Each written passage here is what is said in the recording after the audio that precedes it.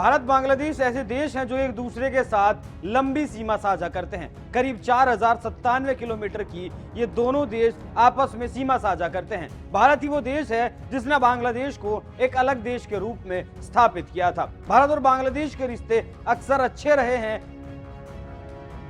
लेकिन पिछले कुछ सालों में बांग्लादेश दिखाता तो सब कुछ सही आया है, लेकिन उसने भारत के दुश्मन चीन से अपनी नजदीकियों को नया आयाम देने की कोशिश की है। बांग्लादेश चीन की बेल्ट एंड इनिशिएटिव का एक सक्रिय भागीदार है, जबकि भारत इसका हिस्सा नहीं है। हालांकि जब से नरेंद्र मोदी देश के प्रधानमंत्री बने हैं और उन्होंने हिंदुस्तान की कमान संभाली है, तब से दोनों देशों के प्रधानमंत्रियों की मुलाकात 12 बार हो चुकी है, लेकिन कुछ विवाद आज भी जरूर हैं। इसी क्रम में भारत ने पिछले साल अपने चीनी के निर्यात पर रोक लगा दी थी, जो अब तक भी जारी है, और इस रोक से बांग्लादेश में हाहाकार मचा है।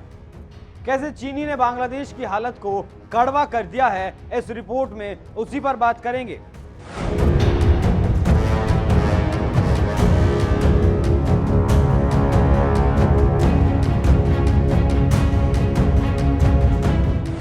नमस्कार, एनएमएफ न्यूज देख रहे हैं आप। मैं हूं आपके साथ अभिषेक पुंडीर। भारत के पड़ोसी देश बांग्लादेश में बीते कई हफ्तों से चीनी की कीमत आसमान छू रही है। आप अंदाजा भी नहीं लगा सकते कि इस देश में चीनी की कीमत कितनी बढ़ चुकी है। बांग्लादेश के बाजार में खुली चीनी मिल रही है, जबकि पैकेट या पैक्ड चीनी बाजार से ही गायब हो चुकी है। बांग्लादेश में दिक्कत यह है कि वहां की चीनी की कीमतें वहां की सरकार तय करती है, ना ही बनाने वाला, ना ही फिर बाजार। यह सरकार का सही फैसला है और यही फैसला व्यापारियों के गले की हड्डी बन चुका है। यही वजह है कि वहां के व्यापारियों ने बिना सरकार से परमिशन लिए चीनी के दाम बढ़ा दिए, वो भी 20 से 25% प्रति किलो। व्यापारी इतने तंग हो चुके हैं कि सरकार से पूछा नहीं, बल्कि एक लेटर भेजकर सरकार को बता दिया कि हम दाम बढ़ा रहे हैं। बांग्लादेश में इस वक्त चीनी 120 से 125 रुपए प्रति किलो बिक रही है। भारत के इस फैसले से बांग्लादेश में ही हाहाकार नहीं है, बल्कि अंतर्राष्ट्रीय बाजार में भी भारत के चीनी बंद करने से हड़कंप मचा हुआ है। क्यों महंगी हो रही चीनी?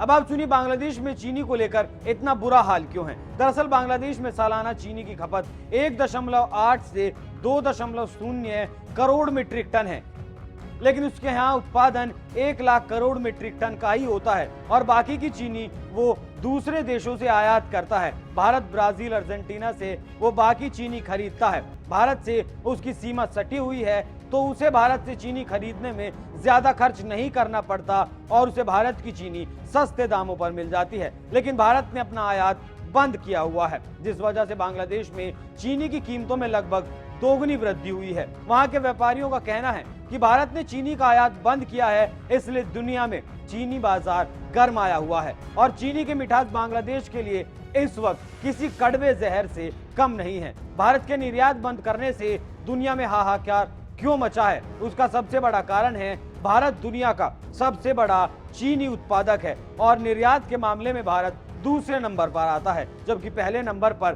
ब्राजील है। भारत ने ये पाबंदी पिछले साल लगाई थी, जो अब तक भी जारी है, और इस साल के अक्टूबर तक वो जारी रहेगी। वो अक्टूबर तक ही जारी रहेगी या वो बंदिश आगे भी भारत सरकार उसे बढ़ाएगी, इस बारे में अभी कुछ भी नहीं कहा जा सकता। बांग्लादेश भारत से चीनी खरीदने के मामले में फिलहाल दूसरे नंबर पर आता है। पहले नंबर पर इंडोनेशिया और उसके बाद सऊदी अरब, इराक और मलेशिया का नंबर आता है। व्यापारियों का क्या है तर्क?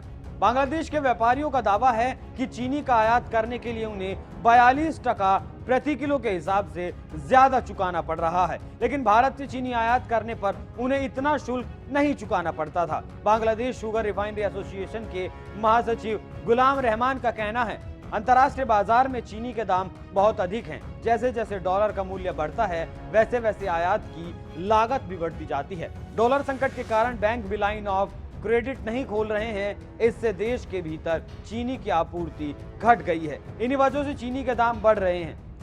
वैसे तो इस फॉर्मूले को सब जानते हैं कि बाजार में जब किसी चीज की मांग बढ़ती है तो उसके दाम आसमान छूने लगते हैं, और ज्यादा मुनाफा करने के चक्कर में कालाबाजारी होना आम बात है। ये दिक्कत हर देश में है। बांग्लादेश भी इसी दिक्कत का इस वक्त सामना कर रहा है। कारोबारियों का कहना है कि चीनी की आपूर्ति के अलावा कंपनियां भी चीनी को बाजार में धीरे धीरे उतार रही हैं, मतलब वो चीनी की जमाखोरी कर रही हैं और अपने दाम के मुताबिक अपने मन मुताबिक दाम पर वो बाजार में चीनी को उतार रही हैं। खबरों के मुताबिक बांग्लादेश के एक कारोबारी का कहना है कि जब सरकार ने कीमत तय की थी उस वक्त अंतर्राष्ट्रीय बाजार में चीनी की कीमत $580 प्रति टन थी, लेकिन अब ये कीमत बढ़कर $670 प्रति दिन प्रति टन के ऊपर पहुंच गई। इसकी इसलिए दाम बढ़ाने के अलावा व्यापारियों के पास कोई दूसरा रास्ता नहीं था। इंटरनेशनल शुगर ऑर्गेनाइजेशन के मुताबिक भी पिछले 6 महीनों में चीनी की कीमत अंतर्राष्ट्रीय बाजार में करीब 20% से ज्यादा बढ़ी है।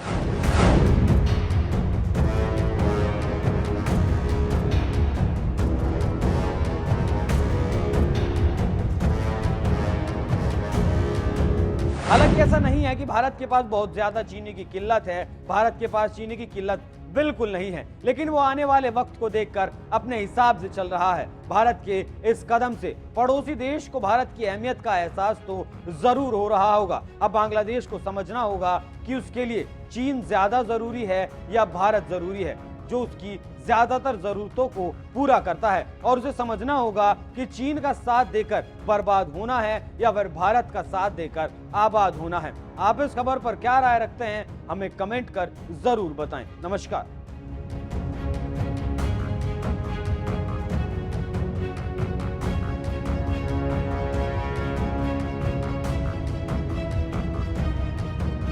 पिछले कुछ सालों में प्रधानमंत्री शेख हसीना जी के कुशल नेतृत्व में बांग्लादेश ने उल्लेखनीय प्रगति की है। इस पर हर भारतीय को गर्व है और हमें खुशी भी है कि हम बांग्लादेश की इस विकास यात्रा में योगदान दे पाए हैं। मुझे विश्वास है कि यह पाइपलाइन बांग्लादेश के विकास को और गति देगी और दोनों देशों के बीच बढ़ती कनेक्टिविटी का भी उत्कृष्ट उदाहरण रहेगी। यह आवश्यक है कि हम अपनी कनेक्टिविटी के हर स्तंभ को सुदृढ़ करते जाएं, चाहे वह परिवहन के क्षेत्र में हो, ऊर्जा के क्षेत्र में हो, बिजली की ग्रिड की बात हो या डिजिटल क्षेत्र में।